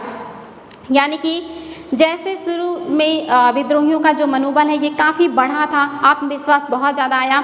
और वो युद्ध में जिस तरह से कूद पड़े थे, जैसे जैसे एक एक नेता पराजित हो रहे हैं और उनके साम्राज्य को वापस अंग्रेज विलय कर ले रहे हैं, उस पर अंग्रेजों का अधिकार हो रहा है, वैसे वैसे विद्रोहियों का जो मनोबल है, जो उत्साह है, वो टूटता चला गया। और इस तरह से आप देखेंगे कि फिर वो धीरे धीरे करके विद्रोह भी खत्म होता चला गया। आगे बढ़ते हैं और देखते हैं और क्या है जो आपको देखना है, चूँकि आयोग यहाँ से क्वेश्चन बहुत पूछना है, इसलिए ये टॉपिक्स आप लोगों को बिल्कुल क्लियर होने चाहिए। आगे कह रहा है भूस्वामियों के लिए इनामों का ऐलान कर दिया, उन्हें आश्वासन दिया गया कि उनकी ज़मीन पर उनके परंपरागत अधिकार बने रहेंगे। अंग्रेज़ों ने यहाँ पर एक और चाल चली और उन्होंने कहा कि अगर आप लोग समर्पण कर देते हैं तो आपका जो अधिकार है ज़मीन पे वो बना रहेगा, उसको हम नहीं छीनेंगे। उन्होंने विद्रोह किया, जिन्होंने विद्रोह किया था उनसे कहा गया कि अगर वे अंग्रेज़ों के सामने समर्पण कर देते हैं और अगर उन्होंने किसी अंग्रेज़ की हत्या नहीं की है तो वे सुरक्षित रहेंगे और ज़मीन पर उनका अधिकार और दावेदारी बनी रहेगी। अंग्रेज़ों ने एक और भी कहा कि एक और स्टेटमेंट जारी किया आम लोगों के लिए। उन्होंने कहा कि जिन्होंने भी अंग्रेज़ों के खिलाफ विद्रोह किए हैं, अगर वो आत्मसमर्पण कर देते हैं तो उनको सज़ा नहीं दी जाएगी और उनकी ज़मीन पर उनका जो अधिकार है ये भी बना रहेगा। आगे कह रहा है इसके बावजूद सैकड़ों सिपाहियों, विद्रोहियों, नवाबों और राजाओं पर मुकदमे चलाए गए और उन्हें फांसी पर लटका दिया गया। इसके बावजूद भी, यानी कि जो इन्होंने इतने सारे आश्वासन दिए, छूट दिए, इसके बावजूद भी बहुत सारे ज़मींदारों को, सैनिकों को और जो विद्रोही हैं नवाब, इन सब को फांसी पर लटका दिया गया। यानी कि अंग्रेज़ों ने ये कहा तो कि अगर आप आत्मसमर्पण कर देते हैं तो हम आपको माफ़ कर देंगे, आपकी ज़मीनें भी वापस कर देंगे। लेकिन बहुत सारे, यानी कि सैकड़ों की संख्या में, कई हज़ारों लाखों की संख्या में लोगों को मारा भी गया, उनकी हत्याएं भी की गई। विद्रोह के बाद के साथ, विद्रोह के बाद क्या हुआ, अंग्रेजों ने 1859 के आखिर तक देश पर दोबारा नियंत्रण पा लिया था, लेकिन अब वे पहले वाली नीतियों के सहारे शासन नहीं चला सकते थे। अंग्रेजों ने क्या किया है, 1859 तक, आखिरी मतलब 1859 का जो आखिरी दौर है, तब तक अंग्रेजों का जो अधिकार है ये पूरी तरह से फिर से हो गया, दोबारा इनका नियंत्रण हो गया। लेकिन अभी पहले वाली नीतियों के तहत अपना शासन नहीं चला सकते थे, यानी कि अब इन्हें अपने नीतियों में बदलाव भी लाना था। अंग्रेजों ने जो अहम नीतियाँ, मतलब जो बदलाव लाए वो निम्नलिखित हैं। इसके बाद अंग्रेजों ने क्या क्या परिवर्तन किए वो भी देख लेते हैं कि 1857 के बाद क्या परिवर्तन अंग्रेजों के द्वारा किए गए हैं, ये आपका काफ़ी महत्वपूर्ण है। कह रहा है ब्रिटिश संसद ने 1858 में एक नया कानून पारित किया और ईस्ट इंडिया कंपनी के सारे अधिकार ब्रिटिश साम्राज्य के हाथ में सौंप दिया। ये बहुत ही महत्वपूर्ण है, ये एग्जाम में आता है कि कौन से घटना के बाद जो ब्रिटिश साम्राज्य है उसका पूरा अधिकार जो है भारत के क्षेत्र पर हो गया था। तो ये महत्वपूर्ण है। ब्रिटिश संसद ने 1858 में एक नया कानून पारित किया और ईस्ट इंडिया कंपनी के सारे अधिकार ब्रिटिश साम्राज्य के हाथ में सौंप दिए ताकि भारतीय मामलों को ज़्यादा बेहतर ढंग से संभाला जा सके। ब्रिटिश मंत्रिमंडल के एक सदस्य को भारत मंत्री के रूप में नियुक्त किया गया, उसे भारत के शासन से संबंधित मामले को संभालने का जिम्मा सौंपा गया। यहाँ पे देखिए ब्रिटिश मंत्रिमंडल, ये इम्पॉर्टेंट है कि एक सदस्य को भारत मंत्री के रूप में नियुक्त किया गया 1857 की क्रांति के बाद और उसको जिम्मा दिया गया कि वो भारत के प्रशासन को संभालेगा। यानी कि 1859 तक आते आते जो साम्राज्य है इस पे भारत के पूरी तरह से अंग्रेजों का कंट्रोल हो गया। महारानी विक्टोरिया का घोषणा पत्र ये जो है घोषित कर दिया गया कि अब जो शासन है वो कंपनी नहीं करेगी बल्कि ब्रिटिश शासक का शासन होगा भारत पर। और उनकी घोषणा पत्र को मिंटो पार्क में पढ़ के सुनाया गया इलाहाबाद में कैनिंग के द्वारा कि महारानी ने क्या घोषणा किया है भारतीयों के लिए। और जो ब्रिटिश मंत्रिमंडल का एक सदस्य है इसको भारत मंत्री के रूप में नियुक्त कर दिया गया। उसे भारत के शासन से संबंधित मामलों को संभालने का जिम्मा सौंपा गया। उसे सलाह देने के लिए एक मंत्री परिषद का गठन भी किया गया। यानी कि जो सदस्य बनाया गया इसको सलाह देने के लिए एक परिषद का गठन भी किया गया जिसे इंडियन काउंसिल कहा जाता था। भारत के गवर्नर जनरल को वायसराय का ओहदा दिया गया। इस प्रकार उसे इंग्लैंड के राजा रानी की निजी प्रतिनिधि घोषित कर दिया गया। फलस्वरूप अंग्रेज सरकार ने भारत के शासन की जिम्मेदारी सीधे अपने हाथ में ले ली और इस तरह से जो भारत का गवर्नर जनरल है उसे भारत का वायसराय नियुक्त कर दिया गया। और ये जो वायसराय है ये क्या करेगा, अब अंग्रेजों की तरफ से भारत पर शासन करेगा और ये प्रतिनिधि के रूप में शासन करना शुरू कर दिया, यानी कि अंग्रेजी शासन को समाप्त कर दिया गया, महारानी के शासन को लागू कर दिया गया। ये सिर्फ कहने की बातें थी, गवर्नर जनरल को वायसराय कह दिया गया, कंपनी की जगह पे ब्रिटिश शासन की स्थापना हो गई। और इस तरह से आप देखेंगे 1857 की क्रांति का ये परिणाम रहा कि जो कंपनी है उसका शासन सीधे समाप्त करके इनडायरेक्ट वे में महारानी के प्रतिनिधि के रूप में लागू कर दिया गया था। ये एक बदलाव देखने को मिला। दूसरा क्या बदलाव देखने को मिला, जो अधिकार रजवाड़े या राजा रजवाड़े जो डिमांड कर रहे थे कि उनका जो दत्तक पुत्र को गोद लेने का जो अधिकार है वो दे दिया जाए, साथ ही उनके निजी मामले में ज़्यादा हस्तक्षेप ना किया जाए, इस तरह की चीज़ों का परित्याग कर दिया कंपनी ने। एक तो जो कंपनी का शासन है समाप्त हुआ, जो महारानी है उनका सीधा शासन अब होगा ऐसा कहा गया।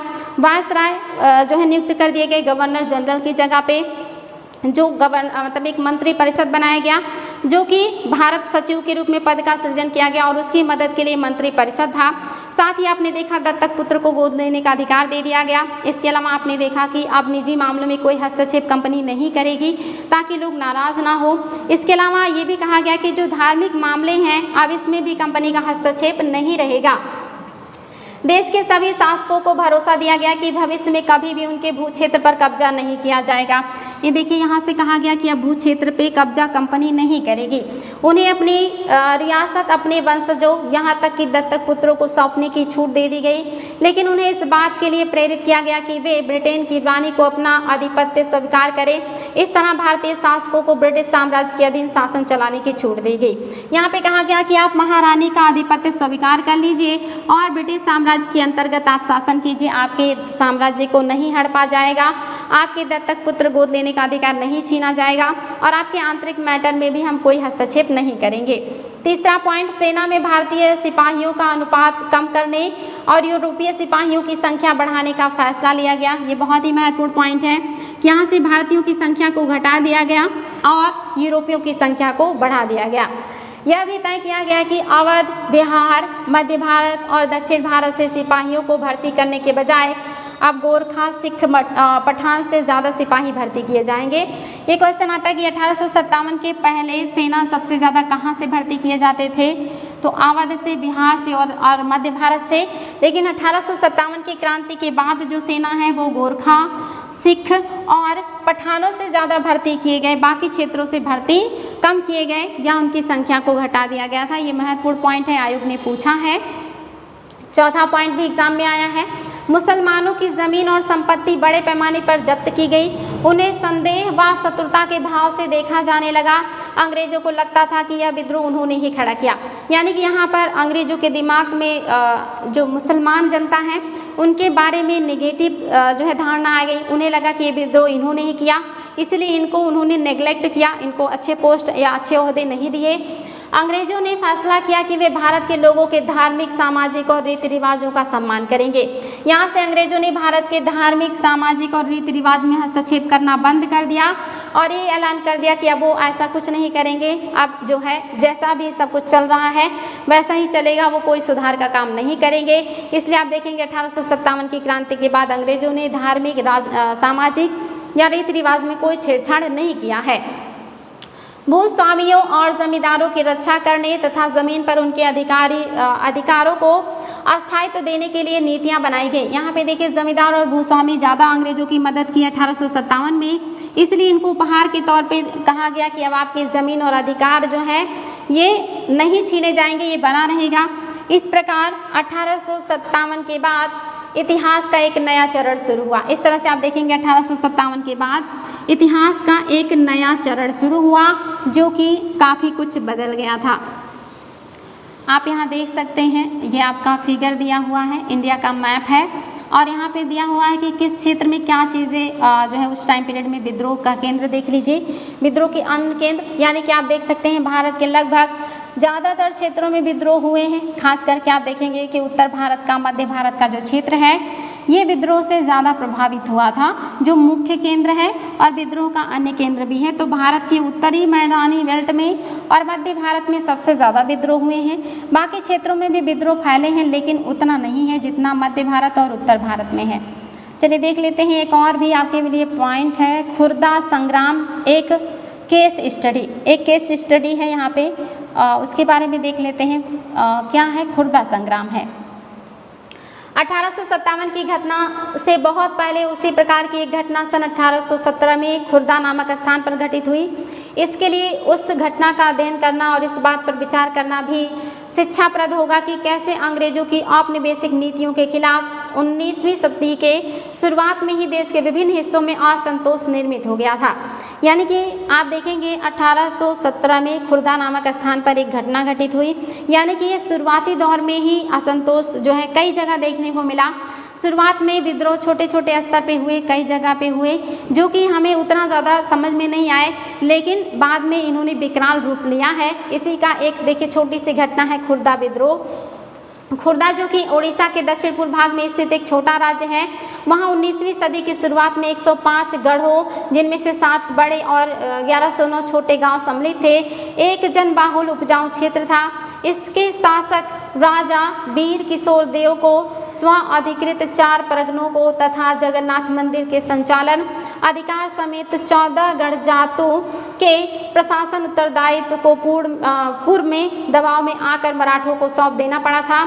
उनके पुत्र तथा उत्तराधिकारी मुकुंद देव इस दुर्दशा से विचलित थे। अतः अंग्रेजों और मराठों के बीच जारी संघर्ष में अपने लिए एक मौका देखते हुए उन्होंने अपने खोए हुए क्षेत्र तथा जगन्नाथ मंदिर की देखरेख से संबंधित अधिकार को पुनः प्राप्त करने हेतु अंग्रेजों के साथ सलाह मशविरा शुरू कर दिया। परंतु 1803 में उड़ीसा को अपने कब्जे में लेने के बाद अंग्रेजों ने उन्हें इन दोनों मुद्दों में से किसी पर भी सकारात्मक कार्रवाई करने की दिशा में कोई रुचि नहीं दिखाई। यानी कि आप यहाँ देख रहे हैं, ये जो मुकुंद देव हैं, ये चाहते हैं कि उड़ीसा के क्षेत्र पर इनका अधिकार हो जिस पर मराठों का अधिकार है। और जब अंग्रेज और मराठे युद्ध कर रहे थे तो इन्होंने अंग्रेजों से बात करी थी कि ये क्षेत्र आप मुझे दे दीजिएगा अगर आप जीत जाते हैं। लेकिन अंग्रेजों ने जीतने के बाद इस क्षेत्र में कोई दिलचस्पी नहीं दिखाई और इनकी कोई मदद नहीं की। ये चीज़ यहाँ पे दिया हुआ है। आगे कह रहा है, परिणामतः उड़ीसा के दूसरे सामंत राजाओं के साथ मिलकर तथा मराठों के गुप्त समर्थन से उन्होंने जबरन अपने अधिकारों को लागू करने का प्रयास किया। इसकी वजह से उन्हें अपने पद से विस्थापित होना पड़ा था। अंग्रेजों ने उनके राज्य को अपने में मिला लिया, सांत्वना के रूप में एक नियमित अनुदान के साथ, जो कि उसकी पूर्व भूसंपत्ति के राजस्व का मात्र एक दशमांश यानी कि दशमांश है। अंग्रेजों ने उन्हें जगन्नाथ मंदिर की देखभाल का दायित्व दिया और उनका निवास पुरी में निश्चित कर दिया। इस अनैतिक व्यवस्था से उड़ीसा में दमनकारी विदेशी शासन के एक ऐसे युग का प्रारंभ हुआ जिसने 1817 में एक गंभीर सशस्त्र संग्राम का मार्ग प्रशस्त किया। अंग्रेजों ने एट लास्ट उनको एक छोटा सा क्षेत्र दे दिया कि मंदिर का देखभाल कर लीजिए, छोटी सी जागीर दे दी, बाकी सभी क्षेत्रों पर अपना अधिकार कायम कर लिया। यहाँ पे अंग्रेजों की शोषणकारी नीति जारी रही और एट लास्ट ये विद्रोह के रूप में सामने आया।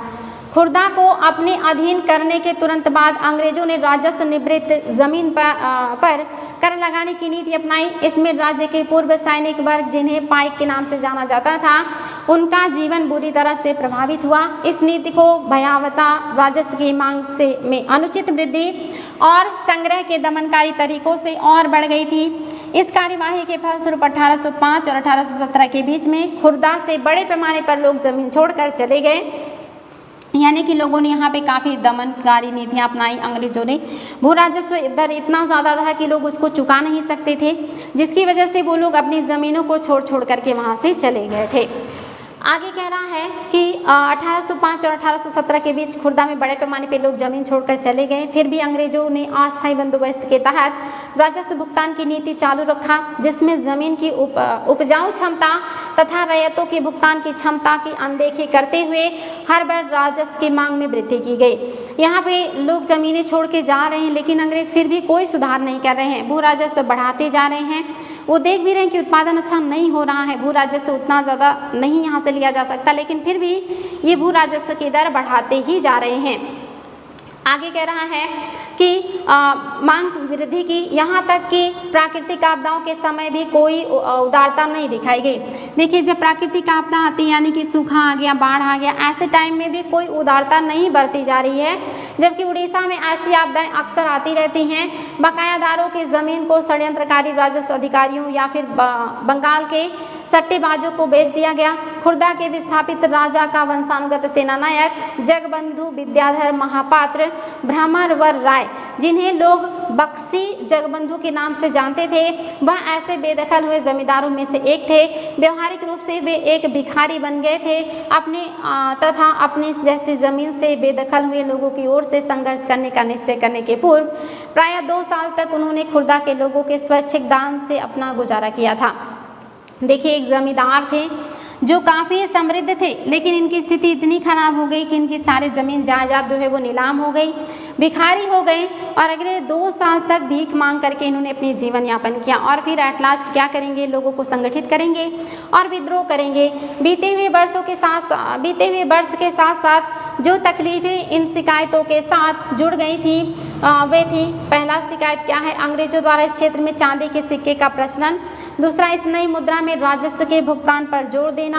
तीसरा, खाद्यान्न सामग्री की कीमत में अभूतपूर्व वृद्धि तथा नमक की आपूर्ति में कमी, जो कि कंपनी के एकाधिकार नीति के चलते लगभग दुर्लभ हो गया था और जिसके कारण उड़ीसा के परंपरागत रूप से नमक बनाने वाले इस काम से वंचित हो गए थे। और लास्ट जो रीज़न है वो क्या है, स्थानीय जमींदारों की कलकत्ता में नीलामी, जिसके कारण उड़ीसा में बंगाल की अनुपस्थित जमींदारों का आगमन हुआ। यानी कि यहाँ पे इन्होंने बहुत सारी नीतियाँ लागू की जिसकी वजह से लोग नाराज़ हैं। पहला है कि अंग्रेजों ने इस क्षेत्र में चांदी के सिक्के चलाए। दूसरा, उन्होंने लोगों को मजबूर किया कि उसी सिक्के में आप राजस्व के भुगतान कीजिए। तीसरा, खाद्य सामग्री की कीमतें बहुत तेज़ी से बढ़ रही थी, उनकी आपूर्ति नहीं हो पा रही थी, कमी होने की वजह से कहीं ना कहीं समस्या हो रही। दूसरा, नमक जो है जो अंग्रेजों के एकाधिकार में है उसकी भी कमी है, लोगों को नमक बनाने का अधिकार नहीं है, ये भी रीज़न है लोगों के नाराज़ होने का। इसके अलावा जो स्थानीय ज़मींदार हैं उनकी ज़मींदारियाँ नीलाम कर दी गई और उनकी ज़मींदारियों को खरीद लिया बंगाल के जो ज़मींदार हैं उन्होंने, और फिर वो बंगाल से यहाँ पे कंट्रोल करने लगे, जिससे और भी लोगों का शोषण बढ़ गया। तो ये भी एक रीज़न रहा। आगे कह रहा है, इसके अतिरिक्त असंवेदनशील तथा भ्रष्ट पुलिस प्रशासनिक व्यवस्था ने भी स्थिति को और दुष्कर बना दिया, जिसके चलते होने वाले सशस्त्र विद्रोह ने और भयावह आकार धारण कर लिया। 29 मार्च 1817 को इस संग्राम की शुरुआत तब हो गई जब पाइकों ने बानपुर में स्थित पुलिस चौकी और अन्य सरकारी संस्थानों पर हमला कर दिया और 100 से अधिक लोगों की हत्या करने के साथ साथ सरकारी खजाने में से एक बड़ी रकम लेकर चले गए। शीघ्र ही खुर्दा को केंद्र करते हुए इस घटना की लहर अलग अलग दिशा में फैल गई। अब यहाँ पे देख लीजिए, लोगों ने विद्रोह कर दिया। कब? 29 मार्च 1817 को यहाँ पर लोगों ने विद्रोह कर दिया और इन्होंने पुलिस चौकियों और अन्य सरकारी जो चीज़ें हैं उसको निशाना बनाया, उसको जला दिया या उसको तोड़ दिया। और फिर ये विद्रोह जो है ये देश के अन्य क्षेत्रों में भी फैल गया था। आगे देखिए, कह रहा है, उत्साह से भरपूर जमींदार और रैयत पाइकों के साथ मिल गए, जो इनके साथ नहीं मिले उन्हें प्रताड़ित किया गया। एक कर मत दो, मतलब ये कह रहे हैं ना कि कर मत दो, इनका नारा है कि कर नहीं देना है। आगे कह रहा है, अभियान भी शुरू हो गया। अंग्रेजों ने पाइकों को उनके जमे हुए स्थान से हटाने की कोशिश की परंतु असफल रहे। 14 अप्रैल 1814 को बक्सी बंधु ने 5 से 10 हज़ार पाइकों और कंद जनजातियों के योद्धाओं की अगवाही कर पुरी को कब्जे में ले लिया। जो पुरी का इलाका है उसको इन्होंने कब्जे में ले लिया। आगे कह रहा है कि और मुकुंद देव को उनकी झिझक के बावजूद राजा घोषित कर दिया। जगन्नाथ मंदिर के पुजारियों ने भी पाइकों को अपना भरपूर समर्थन प्रदान किया। स्थिति को हाथ से निकल जाते देख अंग्रेजों ने मार्शल लॉ लागू कर दिया। जल्द ही घोषित राजा पकड़े गए और उन्हें उनके पुत्र सहित कटक में कारावास में डाल दिया गया। बक्सी ने अपने करीबी सहयोगी कृष्णचंद्र भ्रमरकर राय के साथ मिलकर कटक और खुर्दा के बीच यातायात के सारे माध्यम को काटने का प्रयास किया। इसके साथ साथ संघर्ष उड़ीसा के दक्षिणी और उत्तर पश्चिम हिस्से में फैल गया। परिणाम स्वरूप अंग्रेजों ने मेजर जनरल मार्टिन डल को पाइकों के चंगुल से पूरे क्षेत्र को मुक्त कराने के लिए भेजा तथा बक्सी जगबंधु और उनके साथियों को पकड़वाने के लिए पुरस्कार की भी घोषणा की। इस प्रकार जो सामरिक कार्यवाही चली उसमें सैकड़ों पाइक मारे गए, कई घने जंगलों में चले गए और अन्य सामूहिक क्षमा योजना के तहत अपने घर लौट गए। इस तरह अंग्रेजों ने मई 1817 तक खुर्दा के संग्राम को लगभग काबू में कर लिया। तो आप देख रहे हैं धीरे धीरे करके ये आंदोलन समाप्त हो गया, लोगों को विद्रोह का दमन कर दिया गया और इसमें जो आंदोलन कर रहे हैं वो पाइक लोग हैं, ये बात याद रखिएगा। परंतु खुर्दा के बाहरी क्षेत्रों में बक्सी जगबंधु ने कुजंग के राजा राजा जैसे सहयोगी की मदद से और पाइकों के उनके अति अटूट निष्ठा के कारण इस संघर्ष को मई 1825 तक जारी रखा, जब उन्होंने अंग्रेजों के सामने आत्मसमर्पण कर दिया। उसके उपरांत अंग्रेजों ने खुर्दा के लोगों के प्रति अपनी ओर से दयालु, अनुग्रहित और सहनशीलता की नीति अपनाई। पुलिस और न्यायिक व्यवस्था में आवश्यक सुधार किया, नमक की कीमतों में कमी की और साथ ही जिन राजस्व अधिकारियों को भ्रष्ट पाया गया उन्हें कार्य से निष्कासित कर दिया गया और बेदखल जमींदारों को अपनी जमीन लौटा दी गई। देवगंत खुर्दा के राजा के पुत्र रामचंद्र देव को स्वतंत्र कर पुरी जाने दिया गया और 26,000 रुपये के अनुदान के साथ उन्हें जगन्नाथ मंदिर की देखरेख का दायित्व भी सौंप दिया गया। यानी कि एक तरीके से कहेंगे तो ये आंदोलन काफ़ी लोकप्रिय रहा, काफ़ी लोगों ने उत्साह का प्रदर्शन किया। एट लास्ट उन्हें एक आंशिक सफलता मिली कि अंग्रेजों ने वहाँ के राजा को स्वीकृति दे दी, जेल से छोड़ दिया और मंदिर का कार्यभार उन्हें दे दिया। जांच भी हुई, जो भ्रष्ट थे उन्हें सज़ा भी दी गई और लोगों को थोड़ा क्षमादान किया गया, छूट भी दी गई। तो इस तरह से आप देखेंगे यहाँ पर लोगों को जो है सफलता प्राप्त हुई। परम शांति के एक स्वर्गिक साम्राज्य की खातिर, यानी कि परम शांति और स्वर्गिक साम्राज्य, यानी कि ऐसा साम्राज्य जो अच्छा हो, जिसमें लोग अपने जीवन यापन अच्छे से कर सके। जब 1857 में भारत में विद्रोह फैला, उस समय चीन के दक्षिणी भाग में भी एक विशाल जन विद्रोह पैदा हो रहा था। यह विद्रोह 1850 में शुरू हुआ और 1860 के मध्य में जाकर खत्म हुआ। हांग जुकुआंग के नेतृत्व में हजारों मेहनतकश गरीब लोगों ने परम शांति के स्वर्गिक साम्राज्य की स्थापना के लिए लड़ाई लड़ी। इस विद्रोह को ताइपिंग विद्रोह के नाम से जाना जाता है। हांग जुकुआंग ने धर्मांतरण करके ईसाई धर्म अपना लिया था और वह कन्फ्यूशियसवाद और बौद्ध आदि परंपरागत चीनी धर्मों के खिलाफ थे। ताइपे के विद्रोही एक ऐसे साम्राज्य की स्थापना करना चाहते थे जहां ईसाई धर्म को माना जाए, यानी कि ऐसा विद्रोह चाइना में भी हो रहा है। यहाँ भी ईसाई धर्म को बढ़ाने का प्रयास किया जा रहा है और पहले से जो धर्म चला रहा था उसको कम करने का प्रयास किया जा रहा है। आगे कह रहा है, यहाँ किसी के पास निजी संपत्ति नहीं होगी, जहाँ सामाजिक वर्ग और स्त्री पुरुष के बीच कोई भेद नहीं होगा, जहाँ अफीम, तंबाकू, शराब के सेवन तथा जुए, वेश्यावृत्ति और गुलामी पर पाबंदी होगी। चीन में तैनात अंग्रेज और फ्रांसीसी सेनाओं ने ताइपिंग विद्रोह को दबाने के लिए किंग साम्राज्य के बादशाह को काफ़ी मदद दी। देख लीजिए, ये जो है फ्रांसीसी नेता जो है ये भी मदद कर रहे हैं चीन के शासक की, ताकि वहाँ के जो विद्रोह है उसको दबाया जा सके। यहाँ पे क्या दे रहा है, कुछ खास बातें नहीं है, फिर से याद करें। चलिए, आपको यहाँ पे देखिए क्वेश्चन दिया हुआ है, आपने जो चीज़ें पढ़ी हैं उसको एक बार फिर से याद कीजिए, फिर से रिकॉल कीजिए और क्वेश्चन के उत्तर लिखिए। क्वेश्चन बहुत आसान है और बिल्कुल व्यवहारिक बातें हैं, आप सभी को ये सारी चीज़ें पता होंगी।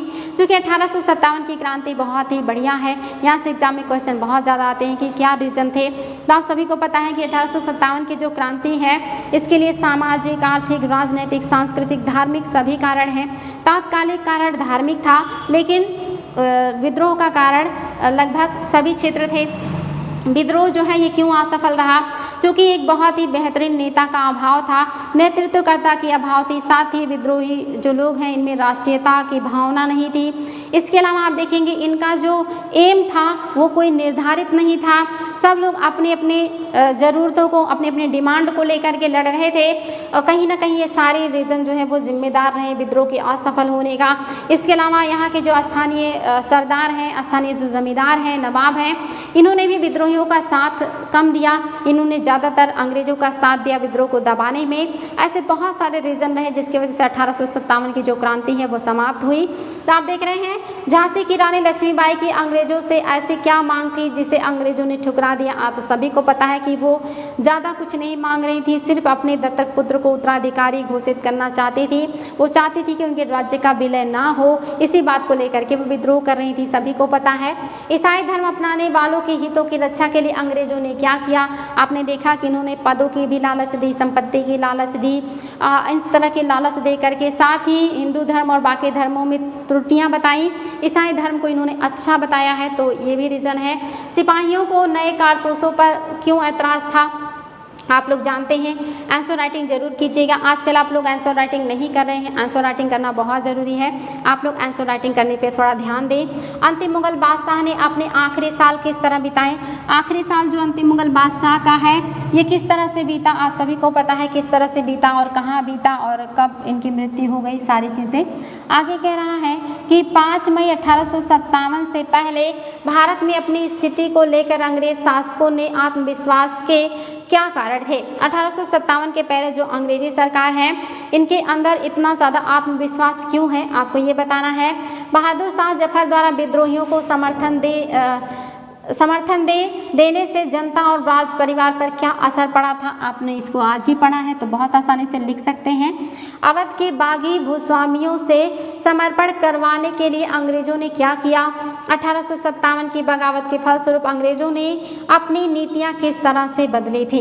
तो ये सारी चीज़ें आप लोग जरूर लिखिएगा, बहुत महत्वपूर्ण है आपके पीटी के लिए भी और आपके मेंस के लिए भी।